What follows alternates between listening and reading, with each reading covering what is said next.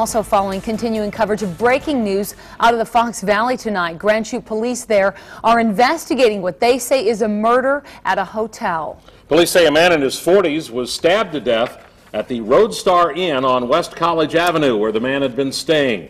Fox 11's Chad Doran's been on the scene of that incident most of the afternoon and into the evening.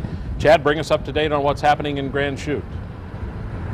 Well, Tom, it's been more than 7 hours, and investigators are still here at the Roadstar Inn in Grand Chute, gathering evidence and processing this scene.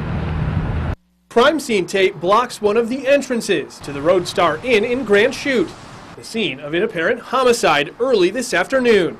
The victim was a male, about 40, in his 40s, I would say, somewhere in that vicinity.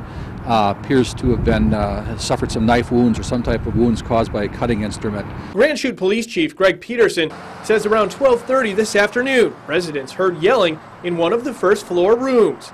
Eugene Brown says he lives across the hall from where the body was found. The guy started yelling.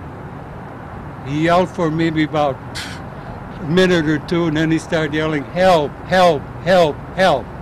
And then it went silent. I heard a thud in between there, and it was quiet. Peterson adds it appears the victim struggled with his attacker. There are some wounds on the body that suggest they might be defensive in nature, wounds on the hands and wounds on the arms, so it leads us to believe that somebody else perhaps was present and that some form of foul play is involved. Investigators have been searching inside the building, around the grounds, and by vehicles in the parking lot. Peterson says the victim fits the description of the man who registered the room 4 days ago.